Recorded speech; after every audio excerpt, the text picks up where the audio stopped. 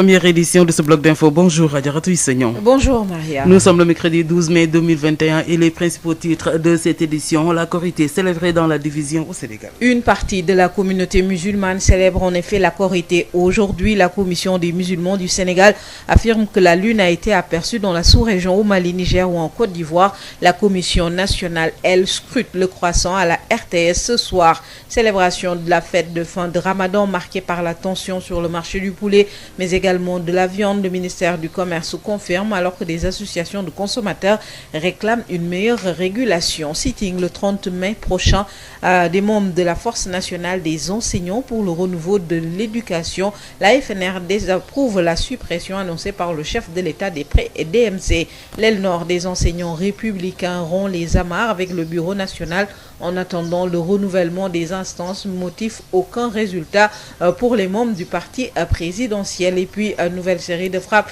sur la bande de Gaza. C'est l'escalade qui se poursuit entre Israël et le Hamas. Des roquettes ont frappé Tel Aviv tandis que l'armée israélienne a lancé un déluge de feu sur Gaza. Et le développement de tous ces titres, c'est juste après ceci avec vous Adjaratou Isegnon.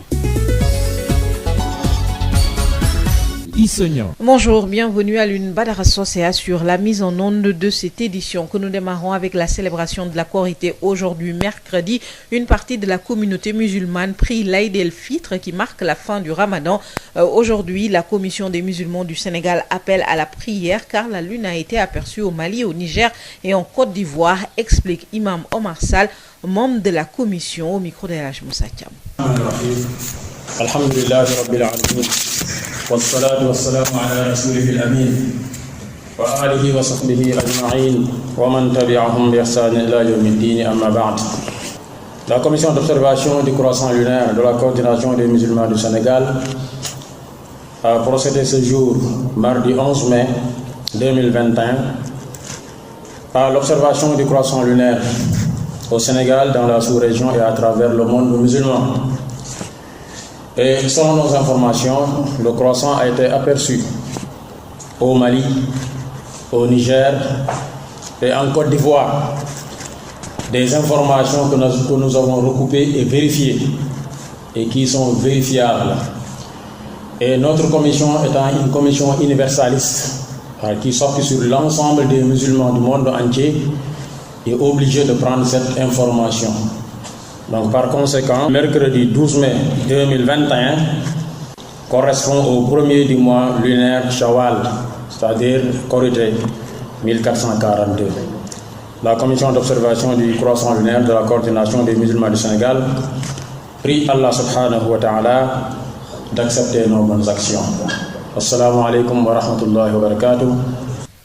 Imam Omar Sall, membre de la commission des musulmans du Sénégal, qui effectue la prière de l'Aïd el-Fitr aujourd'hui, une prière qui sera effectuée sur l'esplanade du stade Léopold Sédar Senghor. La commission nationale de concertation sur le croissant lunaire, elle, se réunit aujourd'hui à 19h à la RTS pour scruter la lune. Les précisions de Imam El Hadj Omar Diène, membre de la commission provisoire de la CONACOC avec Aïssatou Gueye-Ba. La commission va se réunir le mercredi à la RTS à partir de 19h30. Le mercredi à partir de 19h30 à la RTS.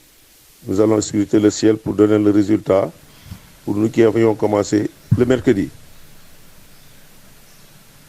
Vous venez de suivre donc une petite précision de l'imam El Hadj Omar Diène, membre de la commission provisoire de la CONACOC, la commission nationale de concertation sur le croissant lunaire qui se réunit aujourd'hui à 19h30 dans les locaux de la RTS pour scruter le croissant lunaire. La Korité devrait donc probablement être célébrée demain par une partie des musulmans au Sénégal de prière de l'Aïd el-Fitr pour marquer la fin du Ramadan. Dans un contexte de tension sur le marché du poulet, le ministère du Commerce confirme une légère tension est notée sur le marché du poulet, mais concernant l'huile, l'oignon ou encore la pomme de terre, le marché est correctement approvisionné, précise le directeur du commerce intérieur, Oumar Diallo, avec Rapsé Ilmanou. Disons qu'en termes de disponibilité du produit, le poulet, il y a une tension quand même sur le marché, du simple fait que derrière, un mois derrière ou 2 mois derrière, nos aviculteurs ont eu des difficultés pour disposer de la matière, c'est-à-dire de poussins. Aujourd'hui, nous avons un besoin de 10 millions de poulets pour satisfaire aux besoins de la fête. Et nous sommes dans l'ordre en termes de disponibilité de moins 10% par rapport à ce à quoi nous nous attendons. Donc le baromètre sur le marché, c'est quand vous constatez qu'il y a une légère hausse du prix du poulet sur le marché. Cela traduit de l'insuffisance quand même des stocks disponibles. Mais dans tous les cas, le produit est disponible, bien qu'insuffisant.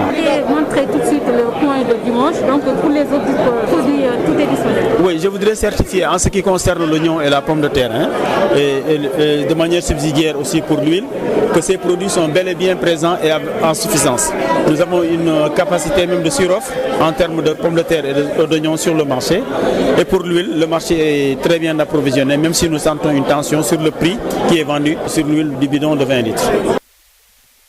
À quelques heures de la Korité aujourd'hui pour une partie des musulmans, la SCOSEN constate et déplore la rareté et la cherté du poulet sur le marché. Les prix de la viande ont également enregistré une hausse qui inquiète les consuméristes, qui invite les autorités à davantage réguler le marché. Écoutons Mohamed Sissé, vice-président de la SCOSEN, interrogé par Aïssatou Gueiba. À quelques heures de la Tabaski, le poulet est introuvable et quand on se porte sur la viande est hors de portée pour le consommateur parce que la demande étant portée sur la viande, ce qui nous incite à dire au ministère du Commerce que cette viande-là qui augmente de plus en plus sans aucune raison avancée doit rentrer dans l'escarcelle des produits encadrés parce que chaque fois le consommateur est laissé à la merci du vendeur. Il n'est pas question que ça continue de 2500, maintenant on passe à presque 4000 francs, sans aucune raison valable. La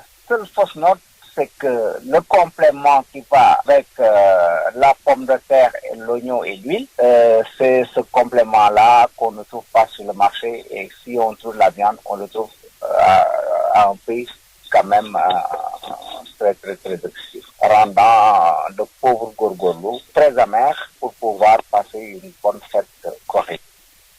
Vous venez de suivre la réaction du vice-président de la SCOSEN, Mohamed Sissé, qui regrette la tension constatée sur le marché du poulet et de la viande à l'occasion de la célébration de la fête de Korité. Rôle du ministère du Commerce dans la distribution des hydrocarbures au Sénégal, thème du rendez-vous de la consommation intitulé Conso Confiance, tenu hier.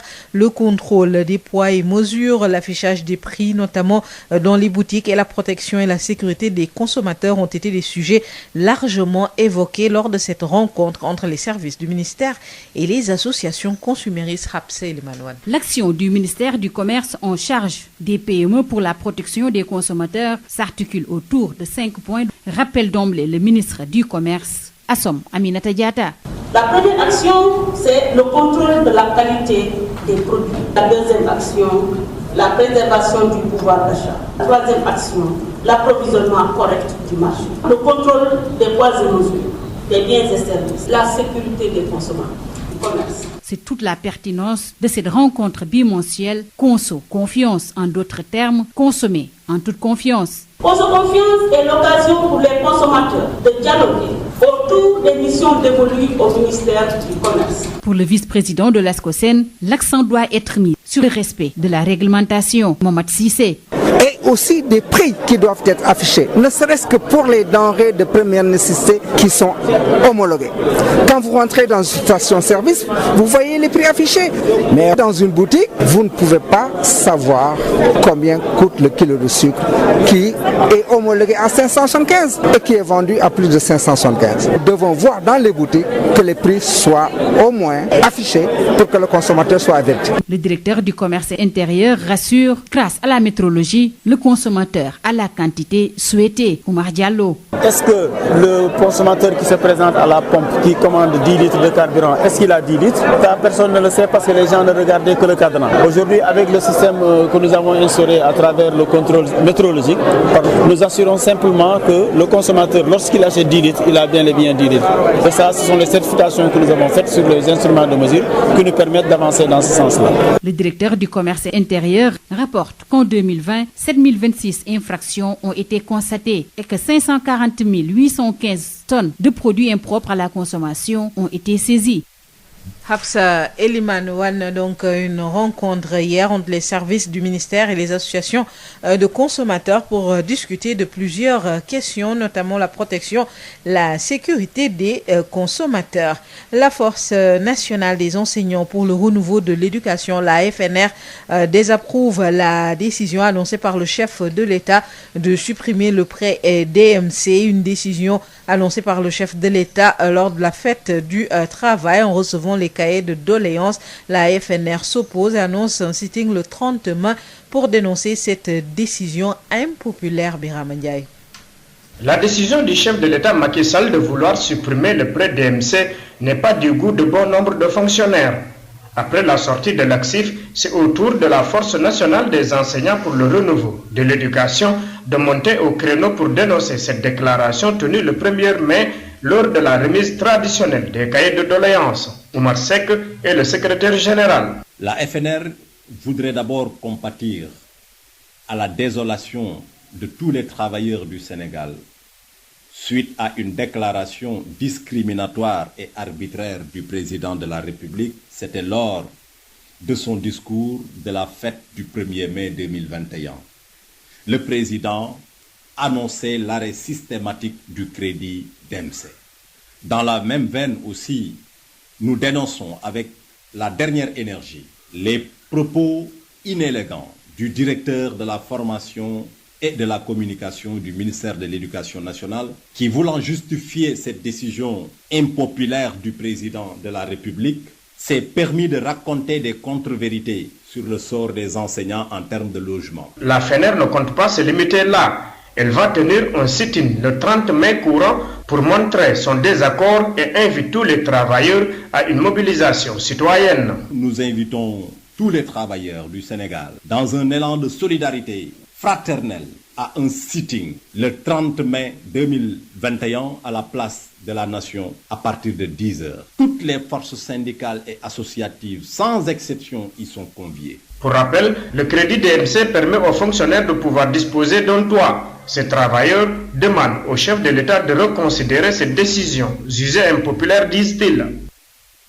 Birame Ndiaye, des enseignants républicains de la zone nord ont décidé officiellement de rompre les amarres avec le bureau national en attendant le renouvellement de toutes les instances. Ils interpellent le chef de l'État sur l'absence de résultats du bureau national regroupé autour de cette structure dénommée Répondre. Ils plaident par ailleurs pour une discrimination positive en faveur de la région de Matam concernant le recrutement des 5000 enseignants. Abdourahmane Diène. En attendant le très attendu renouvellement des instances du réseau des enseignants républicains, l'aile nord sous l'acronyme Répondre a pris ses distances, déclare officiellement son responsable Siri Mamoudoudia. Au niveau national, des gens qui sont à Dakar, qui n'ont aucun militant, qui ne peuvent pas s'occuper des problèmes des enseignants. Nous ne voulons plus de ces gens-là. Nous avons constaté depuis un certain temps au niveau national, ils essayent donc tout simplement de comploter au niveau du réseau national et là, nous nous démarquons totalement de ce qui se fait au niveau national. Lors d'un point de presse tenu dans la capitale régionale, le réseau des enseignants du pôle nord républicain s'est montré particulièrement affecté par le piètre spectacle offert par les responsables de la structure des enseignants de l'APR.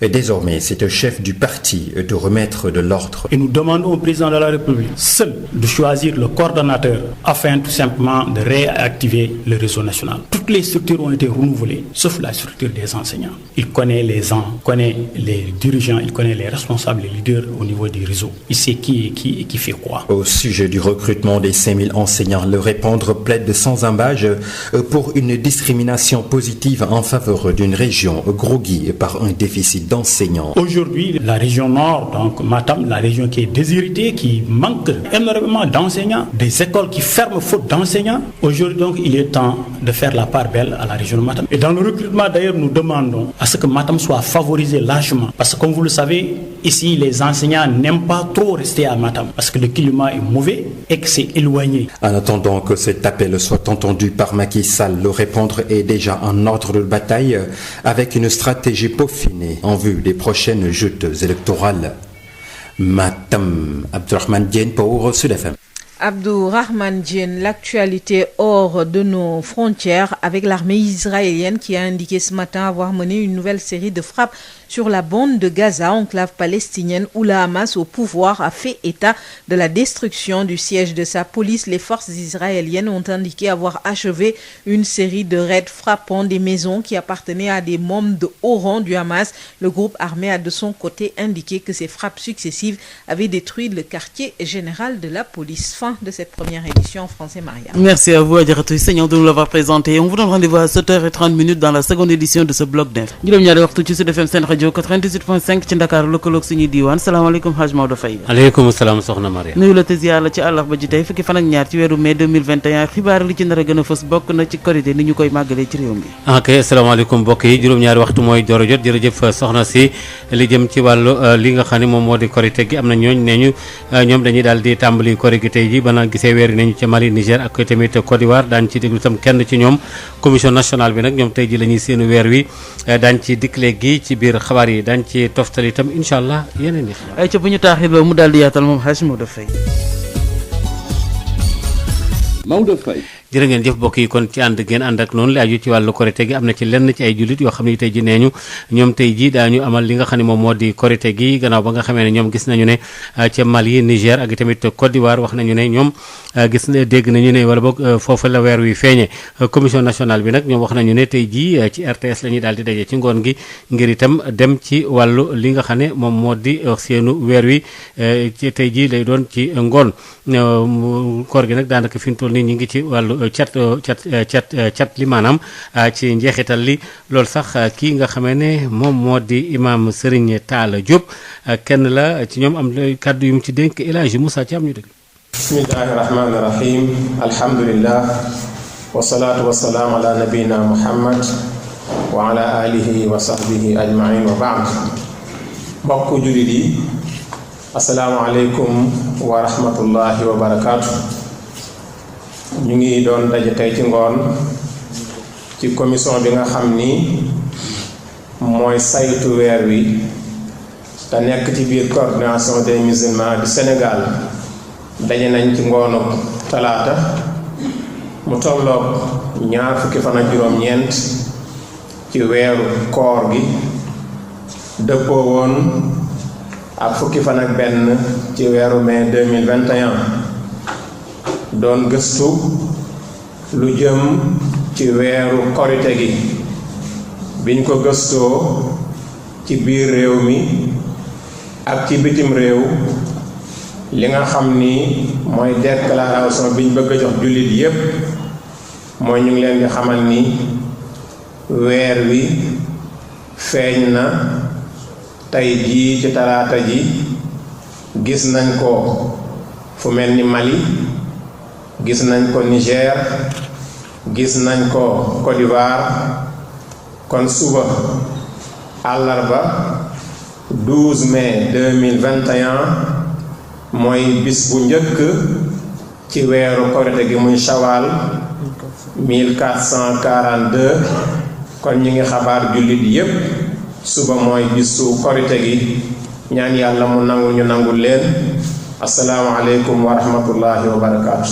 li aju ci wàllu commission nationale bi nga xam ne tam ñoo di seenu weer wi fii nu tey ñi tey ji la ñuy dajee ci RTS ñoom ngir daal xool li nga xamee ne ci asamaan si moom moo di weer wi loolu sax kii di imam El Hadji Omar Diène membre la ci commission boobule bokk na ko waxtaan ci ak Aïssatou Gueye Ba ñu déglu.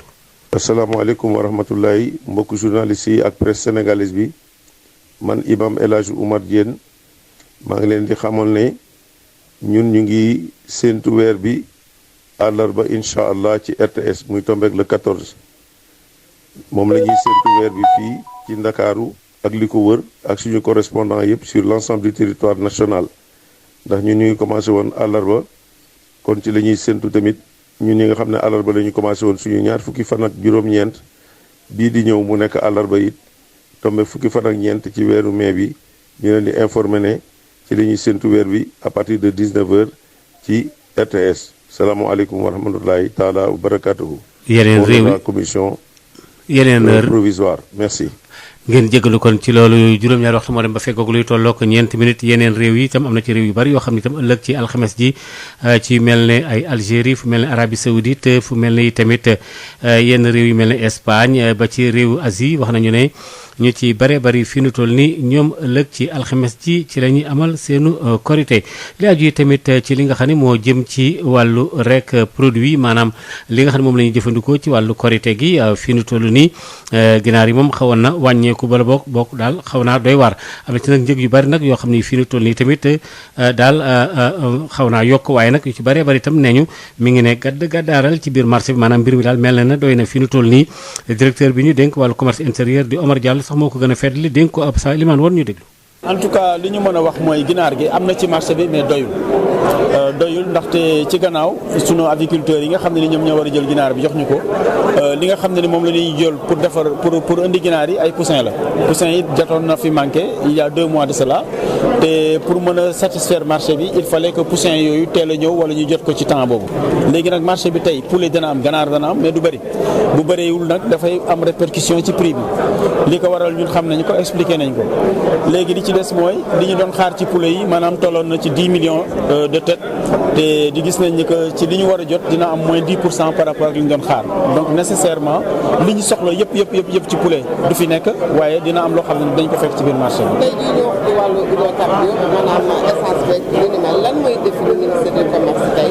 waaw xam nga défi ministère du commerce ci nii nga xam ne ni moom ñuy dem ci carburant bi yow da ngay ñëw taxaw ak sa oto nga ne jaay ma 10 litres est-ce que réellement 10 litres boobu moom lañ la jox tey dañ doon won consommateurs yi ni que loolu noonu ñun ministère du commerce taxaw nañ ci te ñu ngi ci liggéey contrôle pompe yeeg matériel de jaugeage beeg li nga xam ne ni moom mooy dem ci débuté carburant bi lépp ñun dañ koy contrôler ci kanam ba ci fu mu mujjantal donc loolu lañ doon indi fii tagal ko consommateurs yi won leen ni que ñu ngi taxaw tout le temps di contrôler loolu di ko vérifier à travers des instruments de mesure yi nga xam ne ni dañ ko rattaché au niveau international muy raccordement bi raccordement boobu nag moo mën a taxaw tey ñu wax consommateurs yi ne leen rassurez-vous li ngeen di jënd ci pompe yi ñu ngi koy vérifier bàyyi nañ ci xel te ñi ngi leen di koy jox xam nañu ko donc ñi ngi respecté li nga xam ne ni moom lañ leen di jaay en terme de carburant.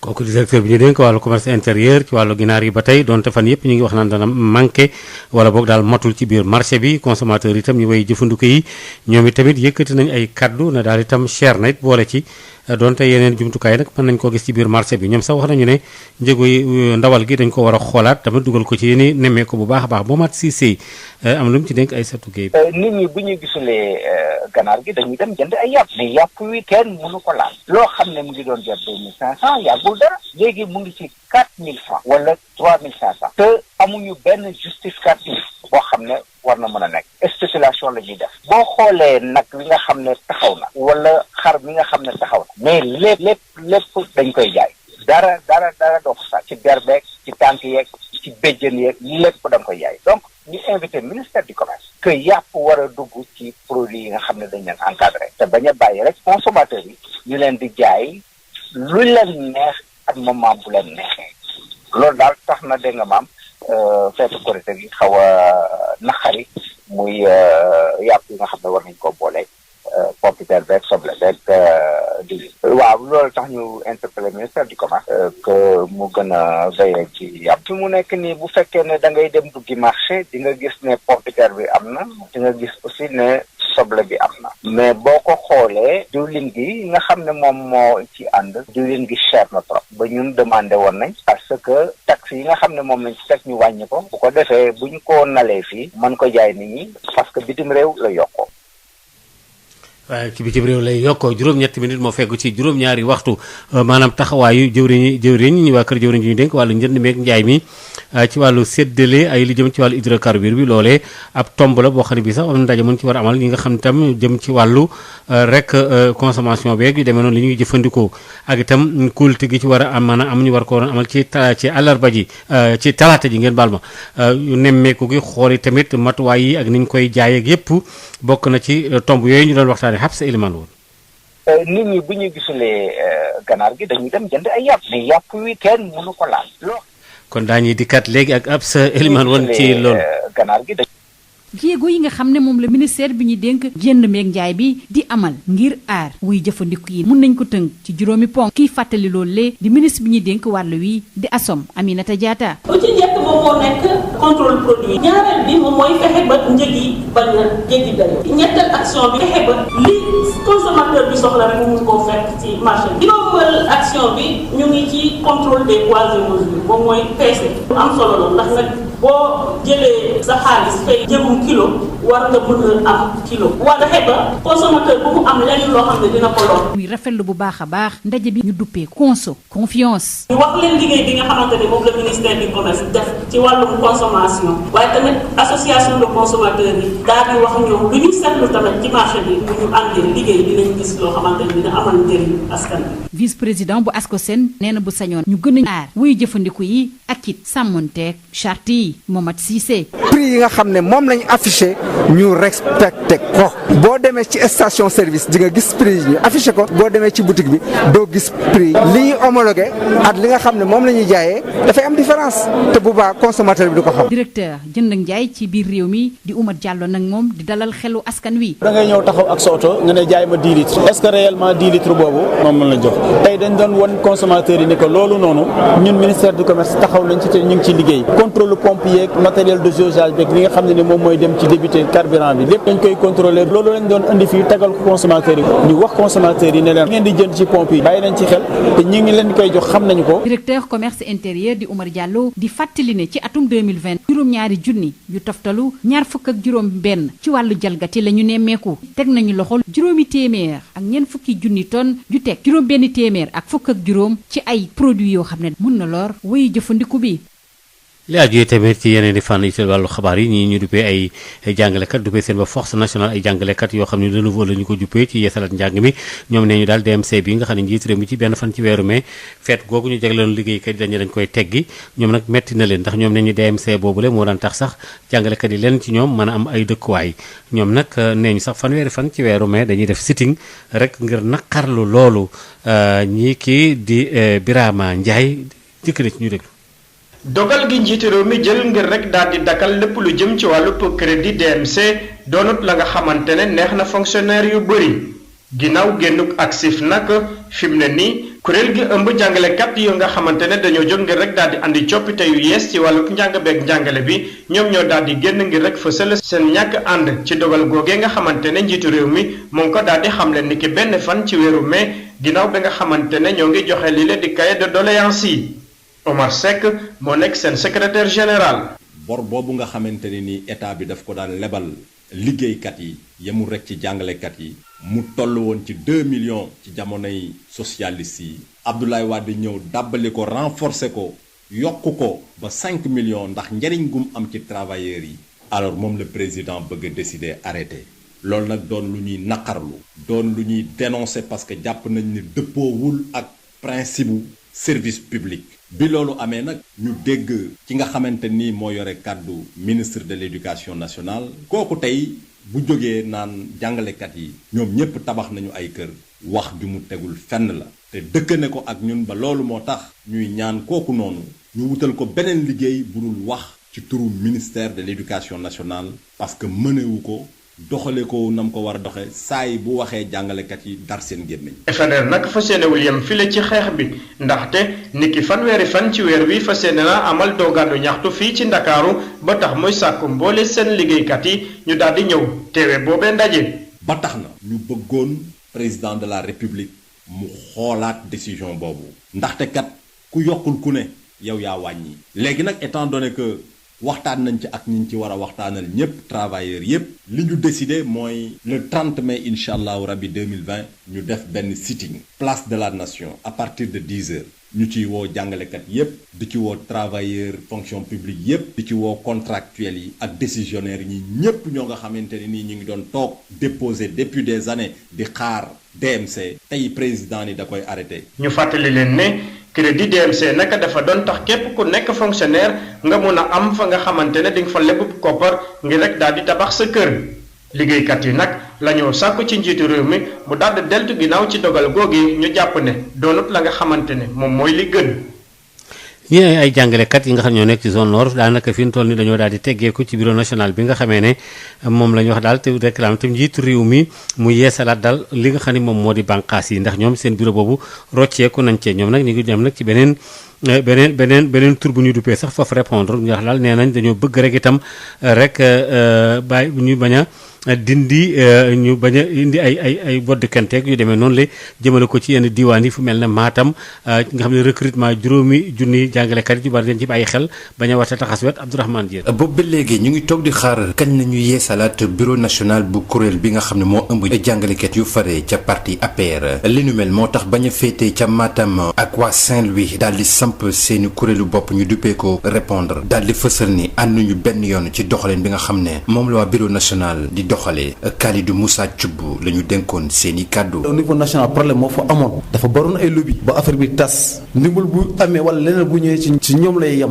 musul wàcc ci département yi ñu nag ñu ngi koy ñaawlu ku nekk naan man maa jiite ki nekk du def lu ko neex ñun nag ñu ne xaaral ñu taxaw wane suñu doole ak suñu engagement ginnaaw son excellence président de la république lan moo waral te aussi ñu taxaw tey woote ndaje benn affaire moo ko waral dañu bëgg aussi président moo xam que ne noor jóg na noor taxaw na mu ngi ci ginnaawam. ñoom jàngalekat yu fare ca parti APR te bokk fii ci diwaanu Matam ak ca Ndar gisuñu benn yoon seen bopp ci kuréel bu mag bi ba tax na ñu ngi sàkku si njiitu réew mi mu daldi ni mu gën a gaawee wutal leen ab njiit boo xam ne dana mën a taxaw doxal. dañu bëgg aussi par rapport à léthargie ak division bu am na gaaw xool kan moo ko war a doy mu tànn ko def ko coordinateur wala coordinatrice nationale du réseau des enseignants ba liggéey bi mun aussi tàmbale war ñu mun a liggéey.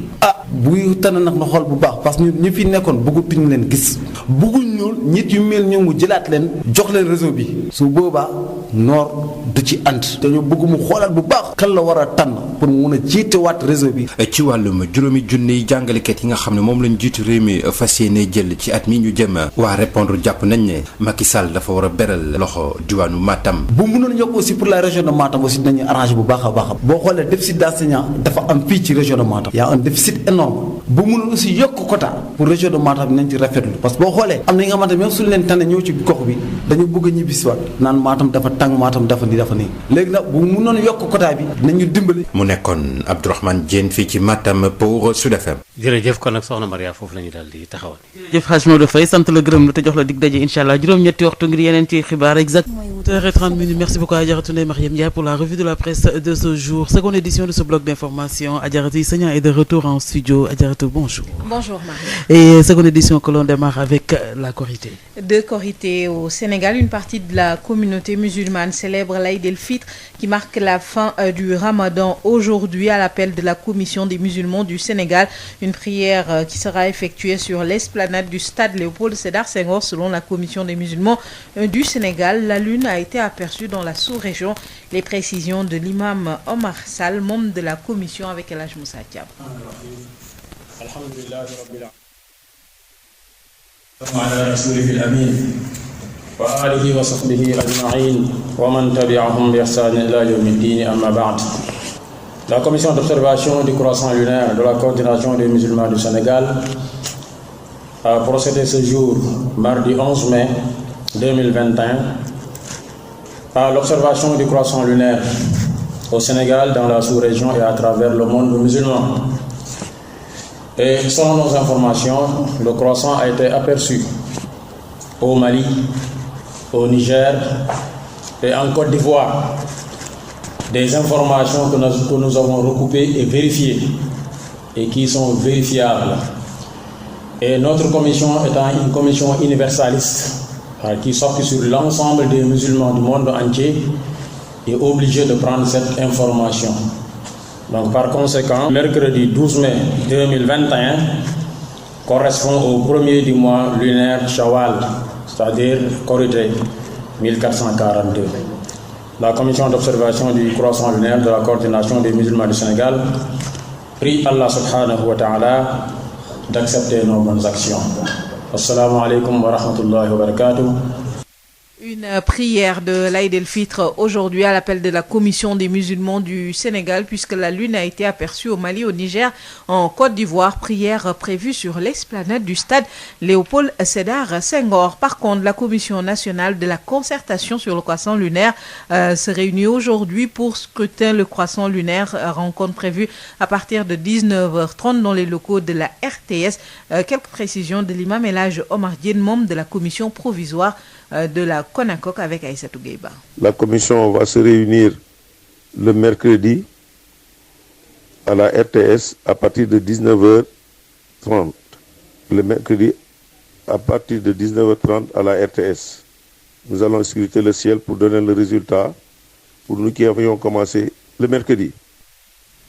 Membres de la commission provisoire de la CONACOC, la commission nationale, les membres se réunissent à 19h pour scruter le croissant lunaire. La Korité devrait donc probablement être célébrée demain par le reste de la communauté musulmane. Célébration de la Korité dans un contexte de marché tendu. La cherté, la rareté du poulet préoccupe les associations de consommateurs. La viande connaît également une légère hausse. Les consommateurs invitent les autorités à réagir. Le vice-président de l'ASCOSEN, l'Association des consommateurs du Sénégal, invite l'État à davantage réguler le marché. Mohamed Sissé avec Aïssatou Gueye-Ba. À quelques heures de la Tabaski, le poulet est introuvable et quand on se porte sur la viande est hors de portée pour le consommateur. Parce que la demande étant portée sur la viande, ce qui nous incite à dire au ministère du Commerce que cette viande-là, qui augmente de plus en plus, sans aucune raison avancée, doit rentrer dans l'escarcelle des produits encadrés. Parce que chaque fois, le consommateur est laissé à la merci du vendeur. Il n'est pas question que ça continue de 2500, maintenant on passe à presque 4000 francs, sans aucune raison valable. La seule fausse note, c'est que le complément qui va avec la pomme de terre, et l'oignon et l'huile, c'est ce complément-là qu'on ne trouve pas sur le marché. Et si on trouve la viande, on le trouve à un prix quand même très excessif, rendant de pauvres gorgorlous très amers pour pouvoir passer une bonne fête correcte. Sud FM. L'eau potable coule maintenant dans la commune de Nguékhor. La SONES, la SEN'EAU et les services compétents ont réceptionné des ouvrages hydrauliques, soit près de 2000 litres par jour pour approvisionner les populations de la zone. Le coût global est de plus de 3 milliards, accompagné par une politique de branchements sociaux avec 5000 compteurs. Le directeur général de la SONES estime que l'objectif est de rendre effective l'incorporation de la commune de Nguékhor dans le périmètre de son entreprise pour la facturation. SEN'EAU, chargé de l'exploitation, va appliquer l'ancien tarif sur une période de 6 mois. Voici les précisions du directeur général de la Société nationale des eaux du Sénégal. Il a présidé la visite à Nguékhor, Charles Fall avec Moustapha Sall. Oui, il s'agit aujourd'hui de venir réceptionner un lot dispositif composé d'ouvrages hydrauliques, notamment de châteaux d'eau, d'une capacité de 1100 m3, 3 forages, d'une capacité globale de près de 200 m3 par jour, de 200 000 litres par jour, de près de 60 km de réseau de distribution, 16 bornes fontaines pour les quartiers les plus reculés. Tout cela rentre dans le seul objectif de rendre effectif l'incorporation de la commune de Nguékhor dans le périmètre affermé, de concéder par la SONES et confié en exploitation à la SEN'EAU. Ceci étant une forte volonté de M. le Président de la République, où la population est passée de 5 000 personnes à plus de 60 000 entre 1981 et 2000. Ces ouvrages d'un coût global de 3 milliards de 200 millions de francs CFA sont accompagnés par également une politique de branchement sociaux avec la dotation de 5 000 branchements, de 5 000 compteurs au profit des populations, mais aussi pour installer la SEN'EAU en tant qu'opérateur pour satisfaire les besoins en eau potable des 60 000 personnes de la commune de Nguékhor. Mais également, il fallait imaginer un système de facturation. Aujourd'hui, l'État, après avoir mis à niveau l'ensemble du réseau de Nguékhor, faut changer l'ensemble des branchements. Il y a 5 000 branchements au moins à changer, mais en attendant de les changer, il faut appliquer une facturation et nous n'avons rien fait d'autre qu'aller voir l'Azufor qui nous a remis l'ensemble des informations de la clientèle sur la consommation moyenne de chaque client, exactement ce que les clients consommaient avec l'Azufor que nous allons répercuter, que nous allons reprendre pendant 6 mois. 6 mois, c'est le temps de changer 5000 compteurs, mais aussi le temps également de changer 5000 branchements. Un compteur, dès qu'il fera l'objet d'un changement, bénéficiera d'une facturation réelle. C'est la première fois depuis près de 25 ans que nous assistons à une vraie incorporation dans le domaine. C'est pour cela que cela est historique. Amorcer le développement de l'aquaculture industrielle au Sénégal, lever les contraintes liées à l'aliment de poissons, objectif du projet Aquacol, projet initié depuis 2016, mais qui avait quelques difficultés pour le démarrage effectif, contraintes financières finalement levées par le ministre des Pêches qui a mis à la disposition de l'Agence nationale de l'aquaculture près d'1 milliard de francs CFA. À terme, ce projet qui vise à développer 2 fermes marines et continentales d'une capacité totale de 10 000 tonnes est une industrie locale de production d'aliments de poissons à Palmarin et à Saint-Louis va produire 2500 tonnes de poissons-chats et participer à la création de 1000 emplois. C'est ce que dit le docteur Tening Sen, directrice générale de l'Agence nationale de l'aquaculture. Des propos recueillis par Denisia Samb. Projet, donc, on a signé la première convention en 2016 et en termes d'état d'avancement, nous avons déjà fait l'étude de faisabilité qui a été financée par le PNUD grâce donc à l'accompagnement du BOSS. Après l'étude de faisabilité, nous avons aussi sécurisé le foncier. Il y a une partie marine qui est prévue à Diakhanor, donc dans la commune de Palmarin, mais aussi une partie continentale qui est prévue en tout cas dans le Ndiayel, dans la région de Saint-Louis, un site avec lequel on travaille avec OLAC. En dehors de ça, nous avons effectué donc les études de marché, les études de faisabilité, etc. La société aussi d'exploitation dénommée Aquapol a été créée donc par le Fonds 6 avec un capital de 1 milliard. Et aujourd'hui, on a procédé à cette signature car la contrainte majeure qui a donc empêché le démarrage de ce projet a été levée par une instruction de Monsieur le ministre des Pêches et de l'économie maritime qui nous a permis de disposer de 1 milliard aujourd'hui pour nous, à partir du budget de l'ANA, qu'on va mettre à la disposition du projet pour en tout cas permettre de démarrer ce projet, mais également ce capital mis ensemble avec le milliard que le Fonds 6 a mis et les études et les sites sécurisés vont permettre d'inciter l'entrée du privé dans ce projet. Il faut aussi signaler qu'il est prévu une ligne de crédit pour des petits producteurs qui pourront en tout cas donc en bénéficier, mais surtout rappeler que ce projet doit déclencher la production, une forte demande d'aliments de poissons qui pourra inciter le privé à investir dans l'aliment. Non seulement pour ce projet, mais ça aura un effet d'entraînement sur tout le secteur de l'aquaculture en général. Donc nous attendons à partir de cette signature démarrer rapidement le projet en 2021 et comme on l'a dit, pour qu'en 2022 qu'on puisse en tout cas démarrer la première production qui est ciblée de 2500 tonnes avec une création de 1000 emplois. 1000 emplois, donc rappelons que dernièrement au 31 mars, le président a demandé à Monsieur le ministre des Pêches d'asseoir l'aquaculture comme un secteur pourvoyeur d'emplois pour les jeunes. Et je pense que ce projet pourra nous permettre de pouvoir également mettre en œuvre cette mesure, en tout cas en termes de démarrage. 29 bus 5 de 55 places octroyées au ministère de l'Enseignement supérieur pour les universités et les étudiants par le ministère des Infrastructures, des Transports terrestres et du Désenclavement au soutien de l'État au secteur, pour notamment soutenir la formation dans les universités après les lycées de Kédougou, de Diourbel et du centre Talibou Dabo, des véhicules remis au ministère de l'Enseignement supérieur, des véhicules acquis dans le cadre de la coopération entre la République de l'Inde et le Sénégal. Les détails avec le ministre des Transports terrestres et du Désenclavement, Mansour Faye, au micro de Denisia Samb. À travers la coopération avec la République de l'Inde, l'État du Sénégal a acquis 542 véhicules de transport collectif de personnes, dont 108 bus de 55 places, 34 bus de luxe de 37 places et 400 minibus de 20 places. La ligne de crédit Exim Bank Inde ayant servi à cette opération est de l'ordre de 26 millions de dollars US. Pour la distribution de ces véhicules, le chef de l'État a décidé de privilégier la jeunesse en général ainsi que les élèves et étudiants en particulier. À cet effet, Un bus de 55 places a été donné au lycée de Kédougou. Un bus de 55 places au lycée d'excellence de Diourbel. Un bus de 55 places au centre Talibou Dabo. Et un bus de luxe de 37 places au Dara Rahma de Diamniadio. Pour ce qui concerne spécifiquement les universités et les étudiants, le président de la République a déjà octroyé 29 bus de 55 places. La cérémonie d'aujourd'hui s'inscrit dans cette dynamique de soutien de l'État au secteur de la jeunesse, notamment celle en formation dans les universités.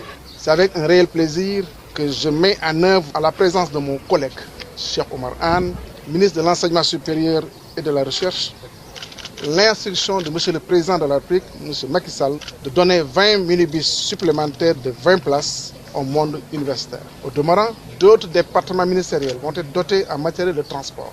En effet, suite à l'arbitrage du chef de l'État que j'avais sollicité, des minibus seront mis à la disposition des ministères situés dans les sphères ministérielles de Diamniadio pour soulager les travailleurs dans leurs besoins de mobilité. Je suis actuellement en train de mettre en œuvre le processus de finalisation de recueil des expressions de besoin. Et je voudrais, pour terminer, souhaiter une bonne réception et un bon usage des bus par les différents bénéficiaires.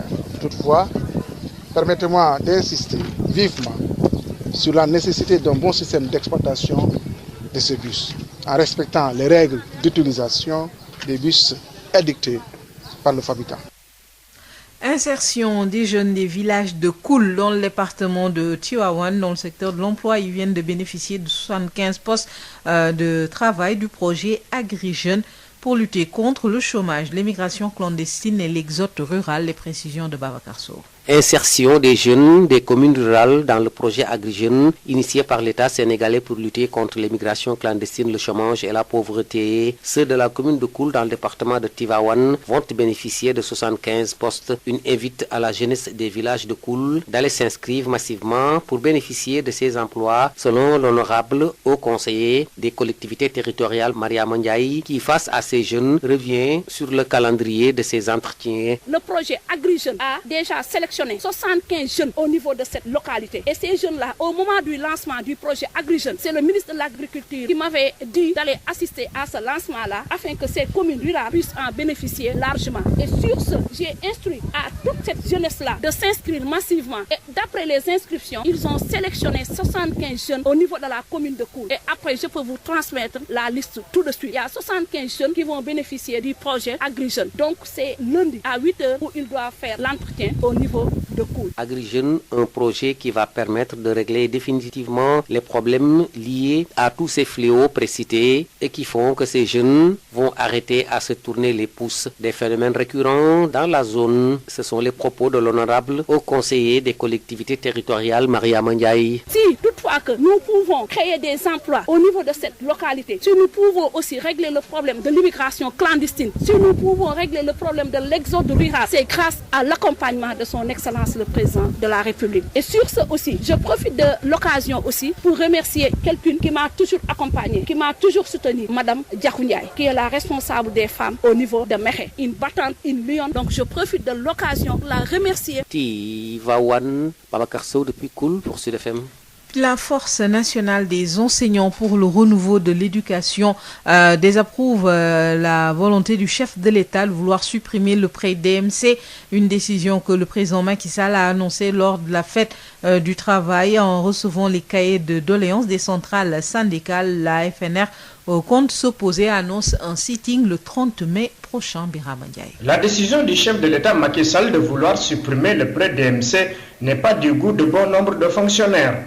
Après la sortie de l'ACSIF, c'est au tour de la Force nationale des enseignants pour le renouveau de l'éducation de monter au créneau pour dénoncer cette déclaration tenue le 1er mai lors de la remise traditionnelle des cahiers de doléances. Oumar Seck est le secrétaire général. La FNR voudrait d'abord compatir à la désolation de tous les travailleurs du Sénégal suite à une déclaration discriminatoire et arbitraire du président de la République. C'était lors de son discours de la fête du 1er mai 2021. Le président annonçait l'arrêt systématique du crédit DMC. Dans la même veine aussi, nous dénonçons avec la dernière énergie les propos inélégants du directeur de la formation et de la communication du ministère de l'Éducation nationale, qui, voulant justifier cette décision impopulaire du président de la République, s'est permis de raconter des contre-vérités sur le sort des enseignants en termes de logement. La FENER ne compte pas se limiter là.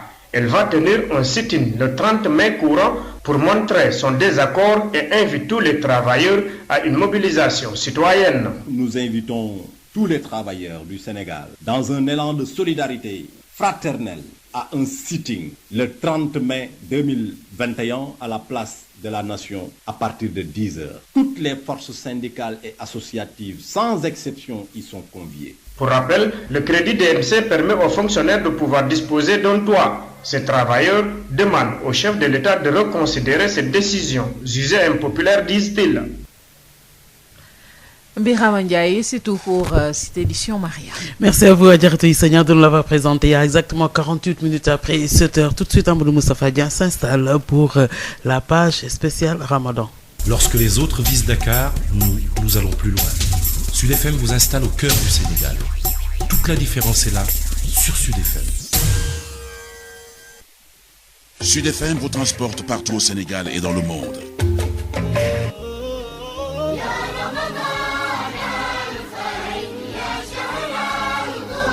Bonjour et bienvenue dans votre page spéciale Ramadan. La fête de Korité se prépare dans un contexte de pénurie de poulet. En effet, depuis plusieurs jours, le poulet se fait rare dans le marché. Y aura-t-il assez de poulet pour les consommateurs durant cette fête de Korité? Ndeye Fatou Diop s'est rendu au marché pour nous. À quelques jours de l'Aïd el-Fitr, une flambée du prix des poulets et d'autres condiments est notée sur le marché. Abdoulaye Sis, éleveur et fournisseur de poulet, nous explique le pourquoi.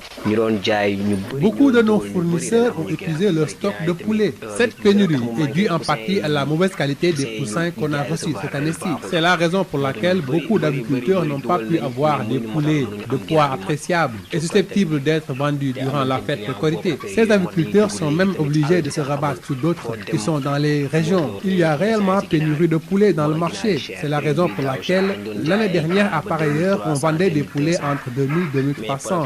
Mais actuellement, même des poulets à 3000 francs, on ne peut les trouver. Ou bien, si on en trouve, ce sont des poulets de poids moins. Ces hommes, trouvés en train de déplumer, affirment que cette hausse impacte leur travail. Effectivement, les gens en parlent, c'est un constat unanime. Il n'y a pas assez de poulets dans le marché et cela impacte notre activité. En temps normal, nous travaillons beaucoup plus. Mais tu le constates, actuellement, il n'y a pas assez d'activité. Il y a réellement pénurie de poulets dans le marché. Maman Ami, vendeuse de légumes, avance que cette situation est difficile. Ça commence à être très difficile pour nous. Les prix sont augmentés alors que ce n'est pas encore la Korité. Que les clients comprennent que tout est devenu cher en ce moment. Rama Diop, vendeuse, demande aux femmes d'éviter le gaspillage. Pour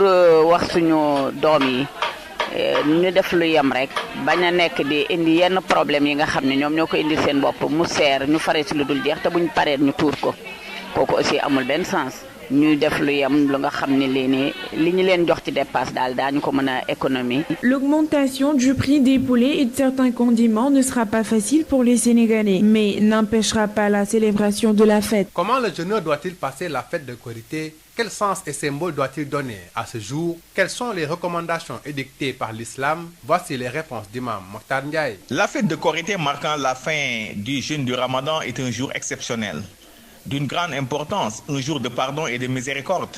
Par conséquent, il est recommandé à tout musulman à cette occasion, premièrement, de s'acquitter d'abord de la zakat al-fitr avant d'aller assister à la prière pour avoir bien entendu le mérite de celle-ci. Deuxièmement, de prendre le petit déjeuner pour montrer que ce jour est un jour de fête et non de jeûne. Le prophète Mohammed sallallahu alayhi wa sallam rompait son jeûne le jour de la Korité avant de se rendre à la prière.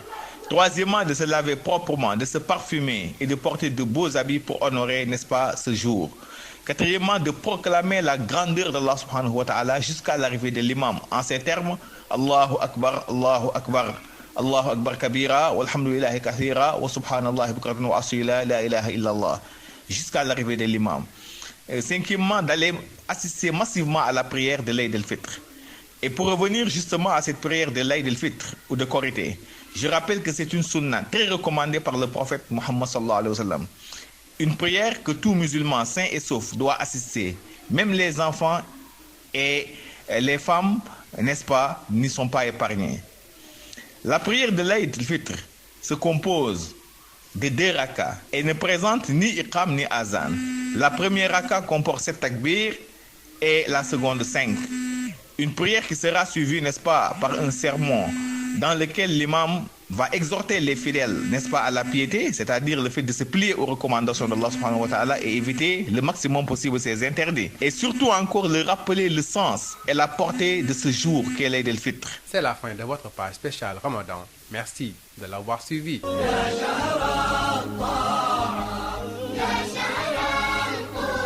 Tafa Dieng de nous l'avoir présenté à exactement 53 minutes après 7 heures. On va retrouver Khadisen dans Sud Fiscalité. Rôle de l'impôt dans le financement des biens et services publics, les services aux usagers d'ordre fiscal, domanial ou cadastral, impôts, droits et taxes, éducation au civisme fiscal, promotion du consentement à l'impôt. Sud FM, en partenariat avec la Direction générale des impôts et domaines, vous propose Sud Fiscalité. Désormais, plus rien ne vous échappe quand il s'agit de parler de fiscalité au Sénégal. Avec Sud FM, la Direction générale des impôts et domaines se met à votre écoute pour mieux vous informer. Rendez-vous tous les 15 jours sur Sen Radio et à travers toutes nos plateformes. Et en lieu et place de Khadisen, aujourd'hui, on a Habsa Limanouane pour Sud Fiscalité. Monsieur Morphal, bonjour. Bonjour, madame. Vous êtes inspecteur principal des impôts et domaines et conseiller technique du directeur général des impôts et domaines. La DGID avait lancé en 2020 une plateforme pour permettre aux entreprises de déposer leur bilan annuel en ligne. Pouvez-vous revenir sur les motivations de la mise en place d'une telle plateforme? La DGID avait lancé en 2020 une plateforme pour permettre aux contribuables de pouvoir déposer en ligne leurs états financiers. Cette plateforme-là, nous l'avons dénommée Sen Étafi.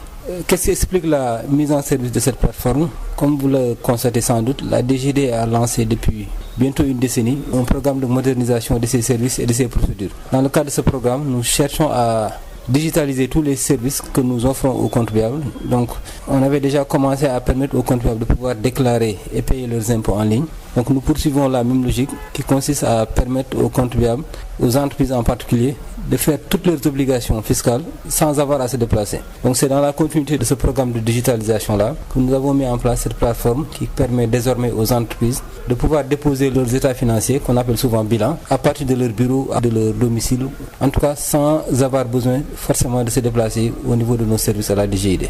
Et dans le contexte de crise sanitaire actuelle liée au Covid-19, quel avantage en tirent les entreprises? Vous avez bien fait de noter le contexte dans lequel nous vivons depuis plus d'une année déjà, donc 2020 et 2021, un contexte marqué par la crise sanitaire qui nous impose de changer nos comportements en évitant au maximum les contacts humains qui, on le sait, sont propices à la propagation de ce virus.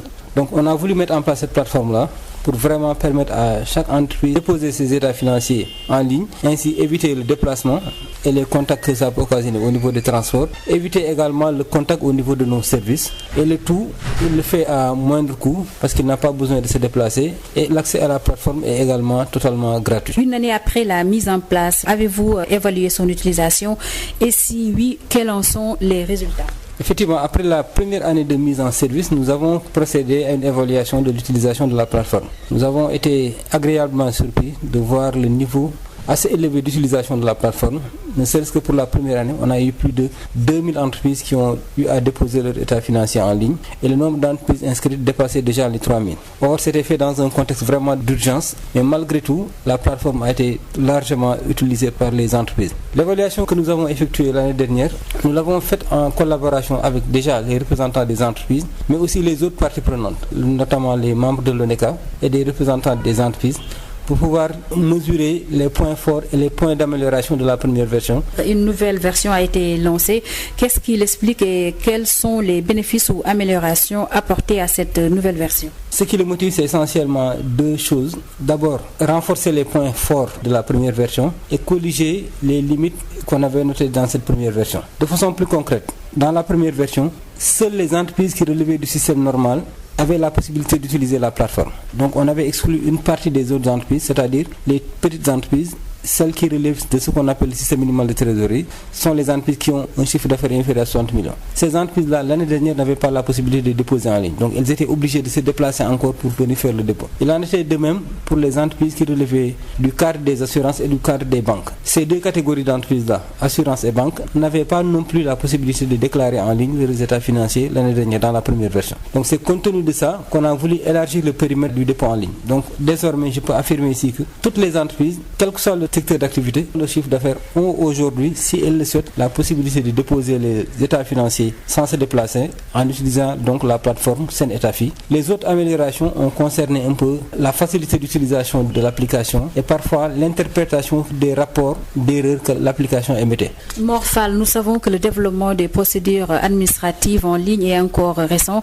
Alors, quelles sont les dispositions prises pour accompagner les entreprises? Quand nous mettons en place des services en ligne, la DGD aussi s'évertue à mettre en place un service de support. Parce que nous savons que, puisque c'est des nouveaux produits, peut-être aussi au Sénégal, on n'a pas encore une culture assez avancée des services en ligne. La bonne pratique nous commande de mettre en place un service de support qui soit en mesure d'assister les entreprises lorsqu'elles rencontrent des difficultés dans l'utilisation de la plateforme. Nous avons mis en place depuis l'année dernière un service de support qui fonctionne tous les jours et aux heures de service avec un mail qui est dédié à ça et ici un support par voie téléphonique qui permet à chaque fois qu'une entreprise a des questions sur la plateforme, soit saisir le support en ligne par mail ou par téléphone, de recevoir les informations. À chaque fois également qu'une entreprise rencontre des difficultés dans l'utilisation de la plateforme, le service en ligne est toujours là, prêt à répondre à tout besoin d'assistance, selon même les dires des contribuables. Je reprends là leurs propres termes qu'ils ont utilisés lors de la séance d'évaluation. Ils estiment que le support que la DGD a mis en ligne est assez efficace et leur a permis, à chaque fois qu'ils ont besoin d'assistance, de recevoir cette assistance-là dans les meilleurs délais. Quelle est l'échéance de dépôt? L'échéance de dépôt traditionnellement était fixée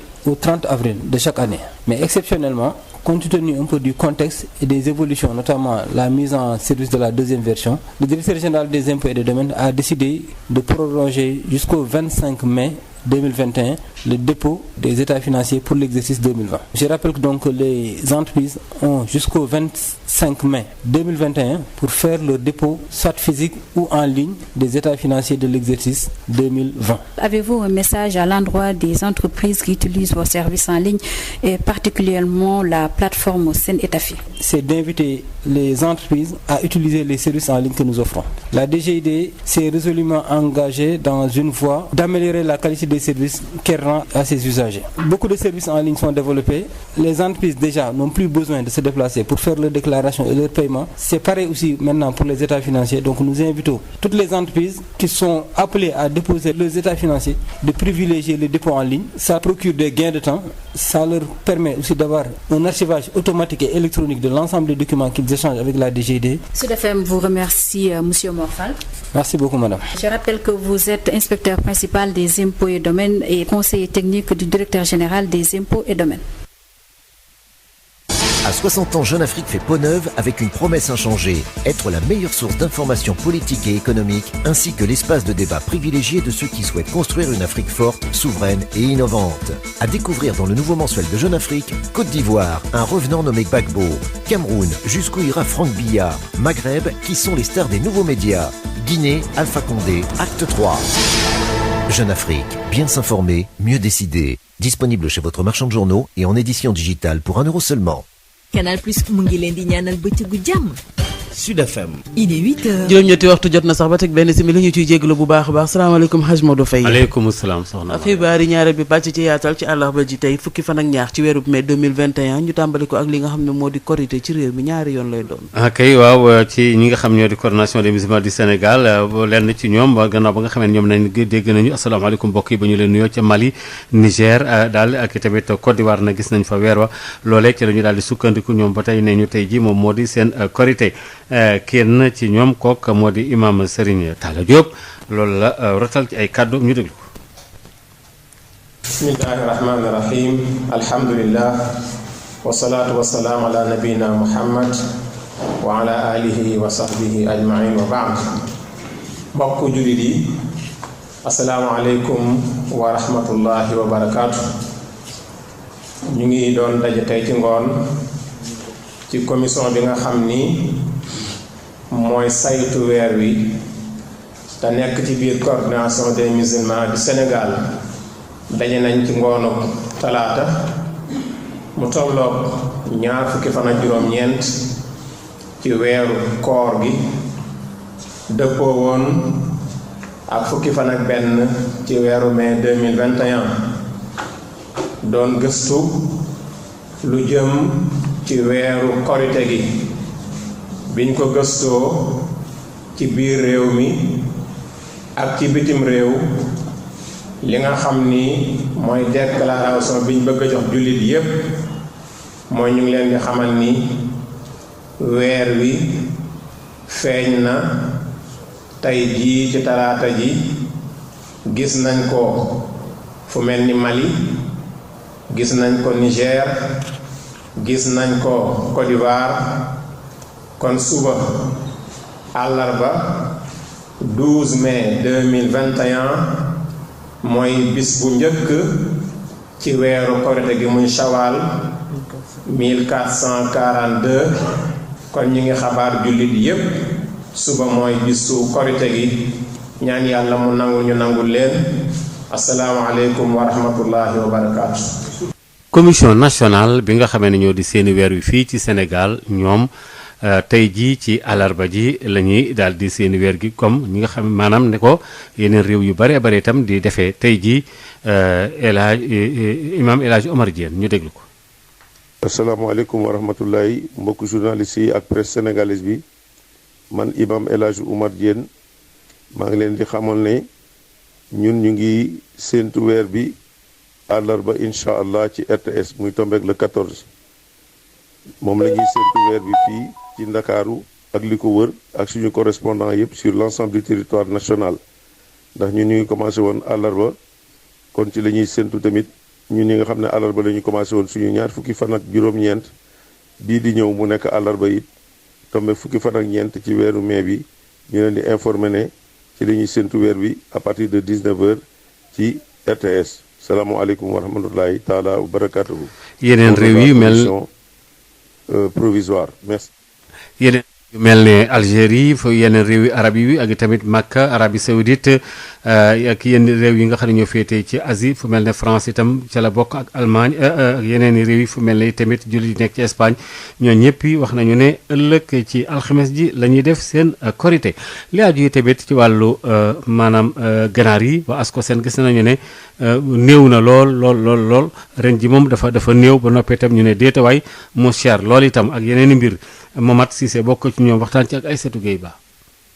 nit ñi bu ñu gisulee ganaar gi dañuy dem jënd ay yàpp mais yàpp wi kenn mënu ko laal loo xam ne mu ngi doon jar 2500 yàggul dara léegi mu ngi ci 4000 francs wala 3500 te amuñu benn justificatif boo xam ne war na mën a nekk spéculation la ñuy def boo xoolee nag li nga xam ne taxaw na wala xar mi nga xam ne taxaw na mais lépp dañ koy jaay dara doo ko sax ci berbeek ci tànk yeeg ci béjjën yeeg lépp da nga koy jaay donc ñu invité ministère du commerce que yàpp war a dugg ci produit yi nga xam ne dañ leen encadré te bañ a bàyyi rek consommateurs yi ñu leen di jaay lu leen neex ak moment bu leen neexee loolu daal tax na dégg nga maam feetu korité gi xaw a naqari muy yàpp yi nga xam ne war nañ ko boole pompiteer beeg soble beeg diwlin waaw loolu tax ñu interpellé ministère du commerce que mu gën a veillé ci yàpp fi mu nekk nii bu fekkee ne da ngay dem duggi marché di nga gis ne pompiteer bi am na di nga gis aussi ne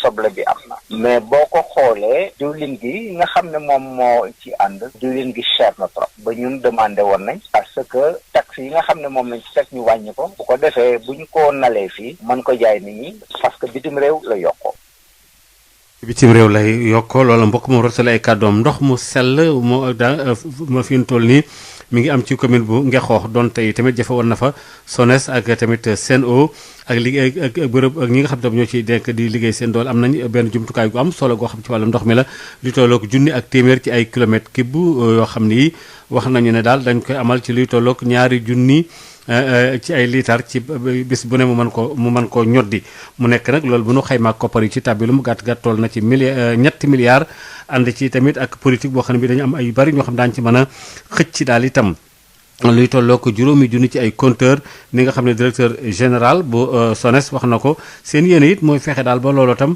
mu gën a jub lool gën a baax itam ca fële nga xam ni moom moo di ca campement Ngexoox nekk tamit ci béréb yoo xam ne yii am na sax entreprise seen benn entreprise bu nekk foofule wax nañu ne nag tamit loolu lépp lu jëm ci wàllu ndox mi waa Sen'Eau ak itam facture yooyu daanu ko jëfandikoo ñoom ñoo koy yore itam jaar ko yi tamit ci tarif yi nga xam ne moo fa nekkoon tamit ci diirub juróom benn weer yàlla directeur général bu société boobu nga xam ne moo jëm ci wàllu ndox mi gën na leeral fànn boobu ci visite bi nga xam ne doon na ko amal fële ca Ngexoox Charles Fall la tudd ñu déglu ko ci micro Moustapha Sall.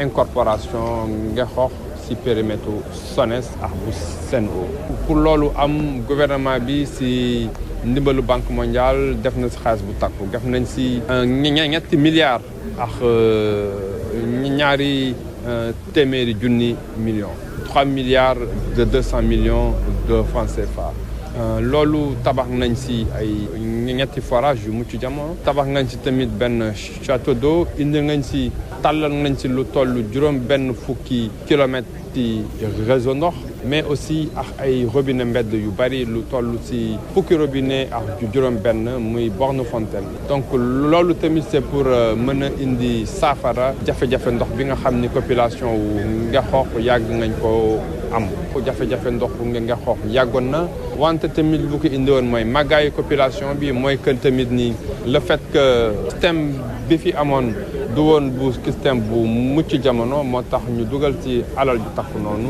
moo tax tey ñu dénk ko ay professionnels u ndox muy waa Sen'Eau tey mën nañu wax ni bis bi tey mu ngi mandargaal dooru liggéey bi fii ci Ngexoox par la Sen'Eau bis ni ki tey Sen'Eau moo amee ndoxu Ngexoox pour askan wi lépp loo xam ni am nañ ko ngebe si wàllum ndox gis nañu tamit ni kër gi ga ñu dem yëpp pression bi yokku na lool gis nañu ni dëkk bi ñu bari commencé waat nañu am ndox te loolu liggéey boobu dinañ ko continuer lu toll si juróom benn weer dinañ def essai yi lool sax moo waral ni facturation bi facture au forfait ga ñuy def en attendant loolu waxtaan nañ ci tey ak population yi ba ñëpp ànd si forfait bi du ganeen wudul nekk nga ñu jël la nga xam ne moom la Asifor bi doon facturé moom nga ñu indiwaat pendant 6 mois 6 mois yi parce que ñu am temps wu soppi compteur yi fi newoon yëpp soppi branchement yëpp branchement yi gailleur gouvernement bi may na wa Ngexoox 5000 branchements sociaux loolu rek ñoom buñ ko nga doon fay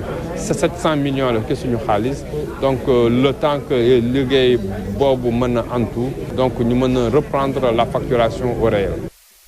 yaa ji tamit fexe daal ba gën a seet nu ñuy mën a taxawale waaye nag développé itam maanaam gën a suqali mbayum jën ci biir Sénégal ak itam jafe-jafe yi ni jànkonteel ñu fexe daal ba jën yi itam gën a bari lool itam aquacole lañ ko duppee waaye nag itam fexe itam ba daal loolu nag ñu ngi ko doon ci atum 2016 ba léegi fii nu toll nii fexe ba jafe-jafe yëpp ñu tekki ko maanaam contrainte yi waaye nag bu ko defee daanaka bu ñu seetloo ñi nga xam ñoo yor ci wàllu aquaculture nga xam ñooy mbayum jën mi 1 milliard ak lu toppandi nga xam ne ay fukki junni tonnes dana ci mën a génn mbaa lu ko ëpp itam kii nga xam ne moo di docteur Tending Sène directeur général bu jëm ci wàllu ANA waxtaan ci ak Denisia Sambou. aquaculture maam ñu ngi def ay affaires yu ndaw ndawaan mais loolu lu tax ñu am lu ñu xayma ci jën lu ñu bëgg a yokk ci jën parce que xam ngeen ne jën léegi population bi day yokku te géej gi tamit am na fu mu mën a yem léegi état bi ne dañuy développer yarum jën pour développer yarum jën am nañ fi ay tool yu ndaw ndawaan waaye dañ ne loolu du tax ñu atteindre suñu objectif donc il faut que état bi ànd ak privé bi pour que privé bi mën a dugg ñu mën ko def un vrai business maanaam ñu mën a am yarum jën bu am doole parce que ñu ngi bëgg am 50 000 tonnes maanaam juróom fukki junni tonnes la ñu bëgg fii ak 2023 jege na gaa mais foofu loolu la PSE bi santaane woon mais amaguñ ko ndaxte dafa am li nga xam ne dañ ko war a régler muy lan muy aliment te aliment boobu dañ ne woon pour ñu régler ko il faut que ñuy defar aliment gis demande boo xam ne mën na tax ñu dugal ci xaalis ci loolu la ñu waxtaan ak FONSIS waxtaan ak BOS après ñu ne léegi nañu créer ferme bi nag dafa war a am capacité fukki junni tonnes buñ ko defee ñiy def aliment dinañ ci gis seen bopp ba dugal ci xaalis waaye ñiy def aliment buñ ko defee tam du yem ci ferme bi day tax képp ku bëgg a def aquaculture Sénégal di nga am foo jëndee aliment te aliment bi njëg bi dina wàññeeku parce que léegi nit yi dañ koy jaayee ay 1000 francs alors que warul passer 300 400 ak suñu jën yi sinon boo ko defee doo ci génn léegi bés bu ñu amee usine boobu dinañ mën a développer aquaculture nuñ ko bëggee projet bi tey nag ñu ngi bëgg a démarrer ci at bi ak déwén projet boo xam ne dañuy tax ñu am 2 junni ak juróomi téeméeri tonnes loolu la ñu xayma ci lu ñu signé tey loolu démarrage la te loolu am na solo boo xam ne parce que tey depuis bu ñuy def yarum jën ci Sénégal ñu ngi tollu ay junni tonnes kon tey ñu signé ne dañu bëgg a def 2 junni ak juróomi téeméeri tonnes loolu lu am doole la te loolu démarrage la lu ñu xayma mooy d'ici projet bi dafa war a dem ba fukki junni tonnes di war a créer ay xëy yu bëri aussi donc loolu aussi wax nañ ko signaler donc di yaakaar ne à partir lu ñu signé tey ndax lu ñu taxoon projet bi commencé wul mooy lu ñu ci waroon dugal muy 1 milliard boo xam ne amaguñ ko woon mais ministre Alioune Ndoye ren bu ñu defee suñu budget def ñu ne jël leen 1 milliard ngeen def ko ci projet bi nga xam ne dafa soxal président ngeen mën ko dérouler ndax aquaculture bi mën a jóg. li tolloog 20 bus ak juróom-ñeent yoo xam ne benn bu ne da nga def juróom fukki nit ak juróom moom la ñu daal di joxe itam ci talaata ji ministère bi ñu dénk wàllu njàng mu kawe mi ngir rek itam ci université yi ak étudiants yi itam léeg-léeg dem beeg dikk beeg jumtukaay yi wala transport bi ci jéeri ji ak itam daal fexe itam ba ñuy mën a jokkalante ci lu bare bari dimbale loo xam ne bu état bi la jëmale ko ci ndaw ñi Mansour Faye am ay kàddu yu mu dénk d'initiation bu ñu déglu. voilà tey jii lu ñu daje mu nekk cérémonie bu am solo. parce que xam nañu ci wàllum coopération bu ñu am ak Inde bis yu nga xam ne état du Sénégal amoon na ko lu toll ci 500 bus ak ñeent fukk ak ñaar mu nekk bus yu bëri ay bisu 55 places ay bisu 20 places te président de la République ni bis yooyu daf koy jagleel ndaw yi étudiants yi ak élèves yi surtout ci loolu am na ay bis yoo xam ne joxe woon nañ ko am na bis boo xam ne bi 55 places demoon na au niveau du lycée de Kédougou beneen bu mel noonu joxoon nañ ko Diourbel ak centre Talibou Dabo ak aussi Daara Rahma bu nekk Diamniadio enseignement supérieur jotoon na 20 bis ak juróom-ñeent ay bisu 55 places tey jii nag lu ñu daje mooy ci wàllu boobu président dafa ni day jox 20 bis ministère de l'enseignement supérieur jox ko étudiants yi nekk au niveau des universités loolu moo waral tey maanaam taxawaay sama collègue bi Cheikh Oumar Anne bi nga xam ni moo nekk ministre de l'enseignement supérieur et de la recherche mooy oto yi nga xam ni gis ngeen mu nekk ci ginnaaw dugg léegi xool ko taal ko ñu wane ni oto yu baax la oto yu bees sax loolu aussi président dafa dañ koy continuer parce que am na yeneen ministères yoo xam ni daañu am ay bus jot ñu wax ñu bëgg waaye incha allah rabi daañu xam ku ci nekk ci ñoom lu nga war a am ci wàllum bus aussi travail yi nekk Diamniadio ñoo xam ni ci sphère bi la ministère bi ñu nekk wala beneen sphère ministère yi dañ leen jox ay bus pour que seen dem dëkk diggante Diamniadio ak seen dëkkuwaay ñu yombale leen ko damay wax ne bus yi lu ci am solo lu ñu ciy ñaan mooy ñu yore ko yore bu am solo am entretien te loolu xam nañu au niveau même des universités bu soobee suñu borom taxawaay boobu kooku di Mansour Faye ca Koul nekk ca département bu Tivaouane ci wàllu ndaw ñi ak liggéey bi ñu leen di wutal fi mu toll nii daanaka am nañ lu tolloog juróom-ñaar fukk ak juróom ci ay béréb yoo xam ne mën nañ fa daan seen doole ci li ñu duppee Agri Jeunes ndaw ñi itam ñu tàbbale leen ci wàllu mbay mi waaye nag itam ci yeneen xeet yu am solo xeexal rawale leen itam wàllu xëy bañ a liggéey ak it ñi tukki di ko faral di nëbbu ak itam ñuy jógee ci àll bi ñëw ci réewu taax yi Babacar Sow. fexe ba ndaw yi nekk ci dëkkaan yi nekk ci kaw gi am liggéey ci projet Agri Jeunes bi nga xamee ni nguuru Sénégal moo ko taxawal ngir xeex li nga xam ne moo jëm ci wàllu ñàkkum liggéey mbëkk mi ak ndóol ndaw yi nekk ci commune bu Koul ci dëkkaan yi nekk ci département bu Tivaouane am nañu lu toll ci juróom-ñaar fukki poste ak juróom ba tax sax jëwriñ yi nga xamee ni au conseiller des collectivités territoriales nekk ci diwaanu Koul Mariama Ndiaye di leen ñaan ñu dem bindu ji ci lim bu takku ngir mën a am ci liggéey yooyee ani anam yi nga xamee ni soo fa jaaree mbir mi dana yemb Mandiaye. Agri Jeunes bi ñu koy lancé le ministre daf ma ni pour nga dem fekke ji ko au niveau de la gouvernance de Thiès bi yàlla dogalee ma fekke ko aussi dama woo jeunesse bi parce que dañoo gëm la vision de son excellence le président de la république ñenn ñi fekk ko ñeneen ñi ci des ñu woo leen au niveau de Louga pour ñu mën a am les informations en premier lieu ñu wax ñu ni sunu jeunes yi nañ leen ñaax ñu inscrire massivement ci plateforme bi au niveau de la commune de Koul 75 jeunes inscrire nañ leen léegi lundi incha allah la ñuy def entretien bi. Agri Jeunes projet la bu nga xamee ni dina mën a tax ba ñu xeex lenn ci jafe-jafe yi nga xam ne moom la ñu lim léegi ba ndaw yi nekk ci gox-goxaan yi nekk ci diwaanu Koul ñu ci bëri defuñu dara di loo xam ne lii nemmeeku nañ ko bu baax a baax ba tax sax kilifa yi di rafetlu projet bi honorable au conseil des collectivités territoriales Mariama Ndiaye. Agri Jeunes bi dañ leen di jox ay moyens ak ay financement pour que ñoom ñi am suuf ñu mën a liggéey de façon autonome pour ñu mën a bay au niveau de leur localité pour lutter contre l'exode rural contre l'immigration clandestine loolu la Agri Jeunes bi di wund ay financement lañ leen di jox ak ay matériel pour ñu mën a toog au niveau de leur localité pour ñu liggéey loolu tamit dañ ciy sant le président de la république jaarale ko ci ministère am le ministre de l'agriculture di waxtaane lépp loo xamante ni si mooy lutter contre le chômage des jeunes nit ki boo amee liggéey daf lay jox sa dignité sa dayoo bi nga war a mën a am dans la société. Tivaouane Babacar Sow dañ ci jóg ak yéen fii ci diwaanu Koul pour Sud FM. juróom-ñetti waxtu moo dem ba fekkoo fukki minute ak juróom-ñaar li force nationale ci ay jàngalekat yoo xam ne tam ñoom duppee renouveau de l'éducation loolu duppee seen bopp ñoom nag ne ñu ngi naqarlu lii nga xam ne moo di DMC bi nga xam ne njiit réew mi neen da koy effacé teggi ko ci benn fan la ko war nag ci weeru mai ci feet gi nga xam ne moo demoon ci bi ñu jégle woon wàllu liggéeykat yi ñoom nag ñu ne loolu jaaduwul sax fanweeri fan ci weeru mai daañu dem def sitting tax nee ñu loolu day wane ne kon xanaa ñi bëgguñu sax ñu am fu ñu dëkk Birama Ndiaye. dogal gi njiitu réew mi jël ngir rek daal di dakkal lépp lu jëm ci wàllu crédit DMC doonut la nga xamante ne neex na fonctionnaire yu bëri ginnaaw génnuk aksif nag fi mu ne nii kuréel gi ëmb jàngalekat yu nga xamante ne dañoo jóg ngir rek daal di andi coppite yu yees ci wàllu njàng beeg njàngale bi ñoom ñoo daal di génn ngir rek fësal seen ñàkk ànd ci dogal googee nga xamante ne njiitu réew mi mu ngi ko daal di xamle ni ki benn fan ci weeru mai ginnaaw bi nga xamante ne ñoo ngi joxe li leen di cahier de doléances yi. Omar Seck moo nekk seen secrétaire général. bor boobu nga xamante ne ni état bi daf ko daan lebal liggéeykat yi yemul rek ci jàngalekat yi mu toll woon ci 2 millions ci jamonoy socialiste yi Abdoulaye Wade ñëw dàbbali ko renforcer ko yokk ko ba 5 millions ndax njariñ gum am ci travailleurs yi alors moom le président bëgg a décider arrêté loolu nag doon lu ñuy naqarlu doon lu ñuy dénoncer parce que jàpp nañ ni dëppoowul ak principe bu service public. bi loolu amee nag ñu dégg ci nga xamante ni moo yore kàddu ministre de l'éducation nationale kooku tey bu jógee naan jàngalekat yi ñoom ñépp tabax nañu ay kër wax bi mu tegul fenn la te dëkkane ko ak ñun ba loolu moo tax ñuy ñaan kooku noonu ñu wutal ko beneen liggéey bu dul wax ci turu ministère de l'éducation nationale parce que mënewu ko doxale ko nam ko war a doxe saa yi bu waxee jàngalekat yi dar seen gémmiñ. FNR nag fas yéenewul yem file ci xeex bi ndaxte niki fanweeri fan ci weer wi fas yéene na amal doogaanu ñaxtu fii ci ndakaaru ba tax muy sàkku mboole seen liggéeykat yi ñu daal di ñëw teewe boobee ndaje.